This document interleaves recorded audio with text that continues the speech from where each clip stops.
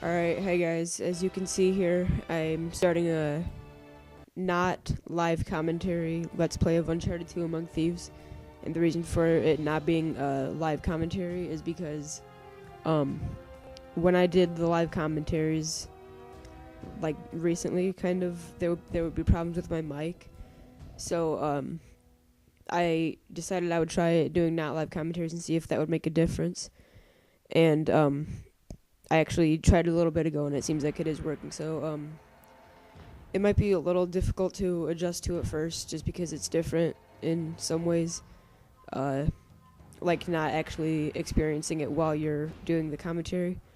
But anyways, and if you remember, like towards the very beginning of my channel, I started a Uncharted 1 Let's Play, which only went like 3 or 4 parts, but that's because the game actually right now is kind of not working. It freezes and stuff like that.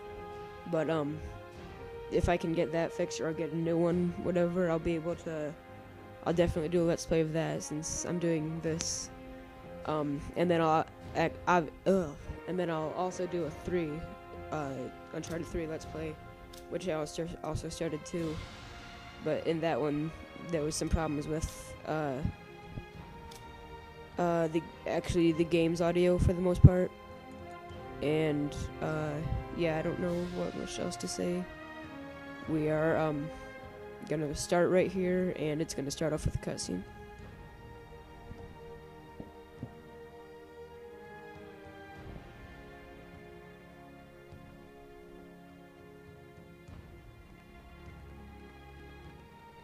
Actually, a really long loading screen. For all of the Uncharted games, the loading times are kind of bad, but here we go.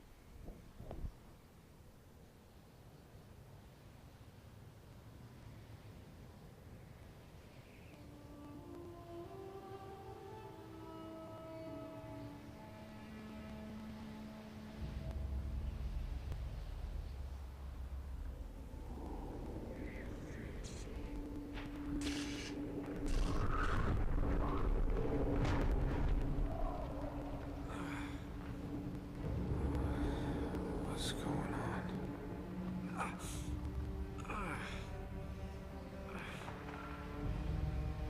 That's my blood. That's my blood. It's a lot of my blood.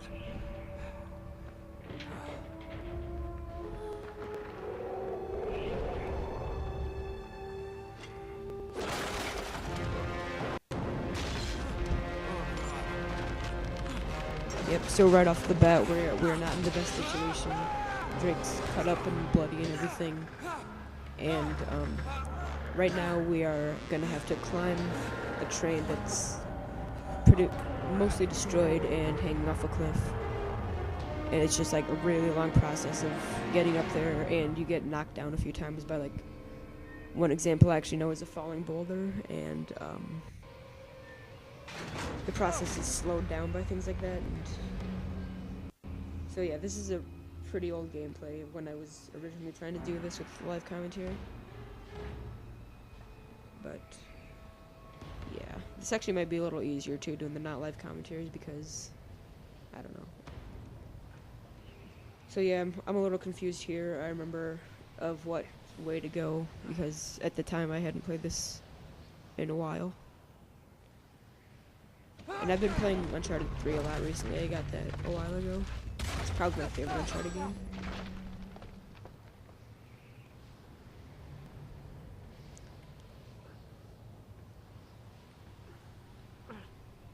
Yep, it's a very long process of getting up there. And then, I think when we get up there we have like a flashback, which is pretty much another cutscene.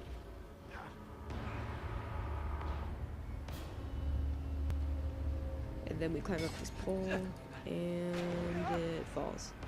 Well, somewhat. And you smack into the side of it. This is just terrible, the situation he's in.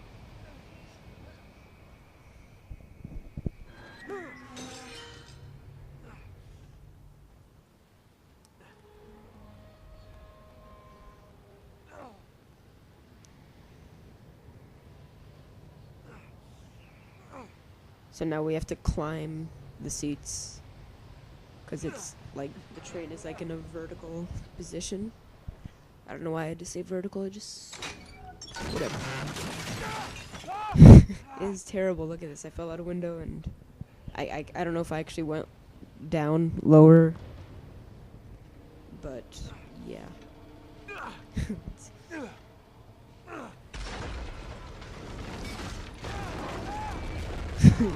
Everything right here that goes wrong with Drake could go wrong.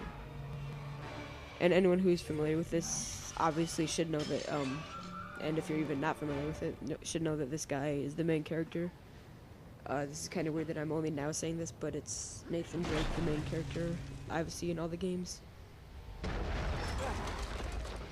It's just like everything shakes when you get close to being out. And escape. Barely there.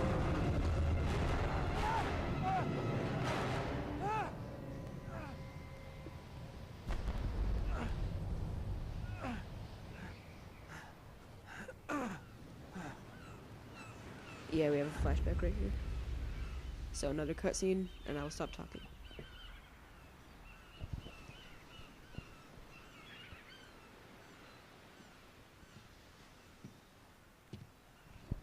Buy me a drink, sailor. Harry Flynn? Hey! What the hell are you doing here? I'm looking for you, mate. Uh-oh. Should I be flattered or worried? Maybe a bit of both. Come here.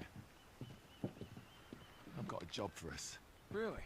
The client is willing to part with a huge sum of cash if we acquire a certain object for him. All right, I'm listening. Now, you're not gonna like this. Oh, no. No, you're out of your mind. Yeah, you just hear me out for a No, second. Flynn, we both know 2 people who were killed trying to lift something out of this And place. one who made it out. Yeah, barely. I can't do this without you, Drake. You're the only one who's cracked it, and you know better than anyone it's a 2-person job. No. 3, actually. Right. And speak of the devil, here she comes now. What? Chloe Fraser. Nate. Drake. Nathan. Drake. Hello, Harry. Chloe here's one of the best drivers in the business. She'll take good care of us. I bet. Right, look. I've got it all figured out. We go in through the sewer. Loving it so far. That puts us in the courtyard. From there, we scale up the wall, run across the rooftops, and just drop down into the exhibit hall. Bob's your uncle. And what is worth all this trouble, I hear you ask? I didn't, but go ahead. But that's it. An oil lamp. Yeah. It's worthless. I don't get it. Neither do we. That's why we tracked you down. Well, it sounds like you're working for a nutcase. Some collector who's got too much time and money on his hands. And by the way, this is not worth any of it. But there's more. How's your 13th century Latin, mate? Where'd you get this? Borrowed it from the files of the nutcase. In Trebizond, we were set upon by thieves. Father, Maffeo, and I were robbed of our greatest treasures. This was written by Marco Polo. Yes, that much we were able to work out. Unfortunately, the rest of it's nonsense. Hey, hold on. So that it should not fall into the wrong hands, I concealed my great sorrow in the unlikeliest place. The light of the great Khan shelters the fate of the 13. See what I mean? It's just gibberish. He's talking about the lost fleet. Yeah. I know, someone want to fill me in? Marco Polo leaves China with 600 passengers and 14 ships, loaded down with treasure from Kublai Khan. Now he lands in Persia a year and a half later, with only 1 ship left and only 18 passengers. Now he recorded every detail of his journey, but he never told what happened to all those ships and the passengers. So somewhere out there are 13 ships loaded with the Emperor's treasure waiting to be found. Yeah, and that is what your client is after. Hey, look at this lamp. It's covered in Mongolian script. It must have been a gift from Kublai Khan. The light of the great Khan shelters the fate of the 13. Marco Polo hid something inside this lamp. Something that pinpoints the site of the lost fleet. So, we're dicking this guy over, right? Damn straight. Absolutely. You in then? What the hell? I mean, what could possibly go wrong? And that right there is possibly the worst thing to say in a situation that Drake could be put in. I guess, I don't know. That didn't make any sense, but anyways, you get what I mean. This part's almost done, and next time we're just gonna stumble through this train wreckage, like you can see we're doing a little bit right here. And yeah, it's just not a good situation at all.